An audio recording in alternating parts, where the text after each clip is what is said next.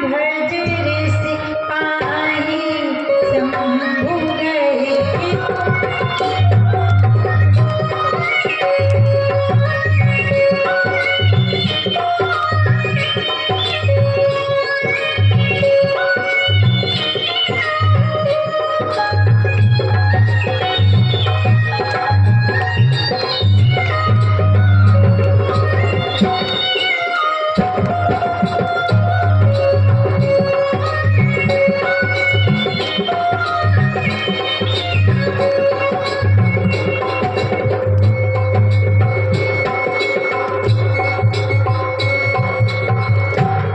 बोले भगवान शंकर कथा सुनने गए किसके यहाँ? बोले शंभु गए कुंभज ऋषि पाही। कुंभज ऋषि के यहाँ। और कुंभज ऋषि के दो नाम, एक नाम कुंभज और दूसरा नाम अगस्त। तो कुंभज नाम क्यों पड़ा? क्योंकि उनका जन्म जो हुआ था मिट्टी के घड़े से हुआ और संस्कृत में घड़े को कुंभज कहते हैं, इसलिए नाम कुंभज पड़ा है। और दूसरा नाम पड़ा अगस्त। अगस्त क्यों पड़ा? बोले एक बार समुद्र को अभिमान हो गया। अभिमान क्या हुआ? कि मैं संसार में सबसे बड़ा हूं, मुझसे बड़ा कोई नहीं। तो अगस्त नाम के ब्राह्मण गए और उन्होंने एक कुसा उठाया और जाके समुद्र में डाल दिया और कहने लगे महाराज मैं आपके समुद्र से 3 अंजलि जल ले लूं। अहंकार में समुद्र ने कहा ले लीजिए। अब एक कुसा उठाया और जैसे समुद्र में डाला, जितना जल आया हाथ पर रखा और केशवाय नमः कहकर पी गई। आधा समुद्र खाली हो गया। दूसरा कुसा उठाया फिर डाला, जितना जल आया हाथ पर रखा, माधवाय नमः कहा पी गई। पूरा समुद्र खाली पड़ गया। छोटा सा गड्ढा बचा, उसी में कुसा को डाला, जल आया अंजलि पर रखा, बोल पड़े ओम गुरु गोविंदाय नमो नमः। अब सारा समुद्र का जल अगस्त ऋषि ने पी लिया। अब समुद्र देवता का अभिमान चूर चूर हो गया, चरणों में गिर गए। हे समुद्र देवता बोले हे अगस्त महात्मा जी, पंडित जी आप क्षमा कर दीजिए, मुझे अभिमान हो गया था। तब महाराज अगस्त को दया आई और जो उन्होंने समुद्र का जल एक साथ पी लिया था वही समुद्र का जल लघु संख्या के माध्यम से संसार में वापस कर दिया और तभी से समुद्र का जल खारा भी पड़ गया। लेकिन जब समुद्र को खारा किया अगस्त नाम के ब्राह्मण ने, तो समुद्र की बेटी ने उन्हें श्राप दे दिया। समुद्र की बेटी कौन है? बलदेव जी। समुद्र की बेटी कौन है?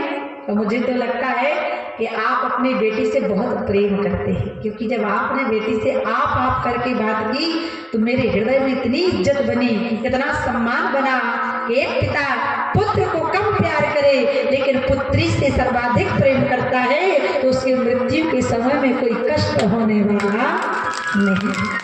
तो अपनी पुत्री को सम्मान दे, अपनी पुत्री को आप करके बात करके सम्मानित करता है, उस पिता से सौभाग्यशाली संसार में कोई नहीं होता। क्योंकि हम बेटी दो कुल को पवित्र करती है। एक बार एक बेटी का एक पिता ने विवाह किया और जब विवाह किया तो बेटी ससुराल गई। अब पिता ने इतना दान दिया, अपना दहेज दिया बिटिया को, तो एक कुकर भी दिया। ध्यान देना माता, जब कुकर दिया तो पिता ने उस कुकर के ऊपर लिखवा दिया फलाने फलाने छेदी लाल। अब बिटिया कुकर लेकर ससुराल गई, सोचने लगी मेरे पिता ने कुकर दिया है तो अब मैं इस कुकर में दाल बनाऊंगी, भात बनाऊंगी। और जैसे बनाने लगी तो गांव में एक नियम होता है कि गांव की माताएं बहनें जब कोई चूल्हा पर बर्तन चढ़ाती हैं तो चूल्हा के बाहरी आवरण में क्या लगा देती है? गोईठे की राख लगा देती हैं, जिससे कि बर्तन गंदा ना तो आसानी से साफ हो जाए।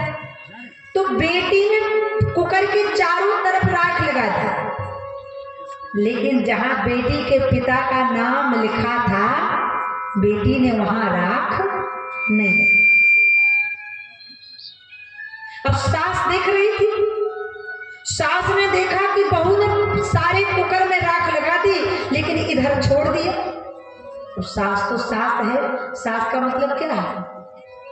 बोले सास, बोले जो बहू को भर पेट सांस ही ना लेने दो। लेकिन खैरा कर्मा की बात नहीं है, हम तो बगोदर की बात कर रहे हैं। यहाँ की माता तो बड़ी प्यारी है।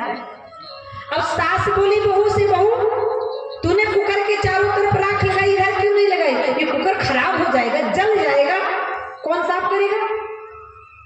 अब बहू आई, हाथ जोड़कर सासू माँ के चरणों में गिर गई, बोली सासू माँ मैं जीवन में हर कार्य कर सकती हूँ, लेकिन देखो इस कुकर के ऊपर मेरे पिता का नाम लिखा है, तो मैं अपने पिता के नाम पर कभी कालिक पोतने वाली नहीं। वो होती है बेटी, ध्यान देना। पिता को अगर तिलक में जाना होगा ना तो बिटिया वस्त्र धुल देगी, आयरन कर देगी कि हमारे बाबूजी को बाराती में जाना है। बेटा ऐसा करेगा? तो बेटी को सम्मान दो, और जिसके हृदय में बेटी के लिए सम्मान है उसको मैं हृदय से आशीर्वाद देती हूँ कि उनका परिवार सदा फलता फूलता रहे, दिन दूनी रात चौगुनी सफलता प्राप्त करता रहे। जिनके घर में बेटी का सम्मान है, जिस घर में बेटी को आप कहकर पुकारा जाता है। बड़ी प्यारी आज हमें ये बात लगी, बहुत हृदय को झकझोर देने वाली। ध्यान आज माता समुद्र की जो बेटी है उन्होंने देखा कि हमारे पिता को खारा कर दिया ब्राह्मणों ने। तो माता समुद्र की बेटी कौन है? लक्ष्मी। तो लक्ष्मी जी ने ब्राह्मणों को श्राप दे दिया। श्राप क्या दिया कि जाओ ब्राह्मणों, अब तुम हमेशा मांग कर ही खाओगे। तो हमेशा मांगता कौन है? ब्राह्मण ही मांगता है। ब्राह्मण जाके घर घर मांगता है, यज्ञ करता है तो जजमान से कहता है द्रव्य दक्षिणा निकालो, ये भी तुम मांगना है, बोलो जय सिया राम।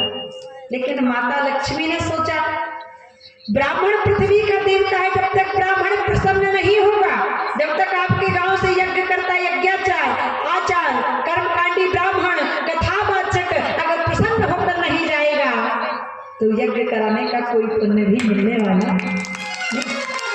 क्योंकि परमात्मा को अगर प्रसन्न करना है तो आपको दो काम करने पड़ेंगे। एक, जहां पर रुद्र महायज्ञ हो वहां जाओ और डालो स्वाहा, तो भगवान प्रसन्न हो जाए। दूसरा, प्रसन्न करने का मार्ग है किसी ब्राह्मण को एकादशी के दिन अपने घर में भोजन करा दो और 500 रुपए की दक्षिणा हाथ पर रख दो, तो ब्राह्मण कहेगा आहा जजमान, तो भी भगवान प्रसन्न। तो यहाँ हमारे भैया संजय पांडे जी आचार्य बने हैं ना, लेकिन इनसे बड़ा राजनीति का कोई नेता भी नहीं है। इनके गांव में जब कथा हुई थी ना तो प्रतिदिन एक भी दिन ऐसा नहीं जाता था कि कोई मंत्री, विधायक, एमएलए, शिक्षा मंत्री, विद्युत मंत्री आता ना रहा हो। एक बार तो भैया ने कह दिया विधायक जी से, अकेला यादव जी से, कि आपको 7 बजे मंच पर आना है डड्डू गोपाल का पूजन करने में। तो उस दिन अकेला यादव जी के बॉडीगार्ड नहीं थे, फिर भी अकेला यादव जी को अकेले ही आना पड़ गया।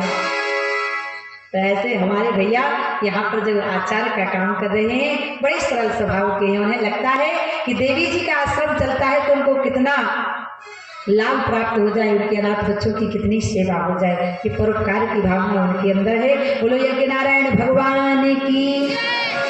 भगवान श्री शंकर भगवान अपनी पत्नी को कथा सुनाने लगे। बोलिए राम कथा की। और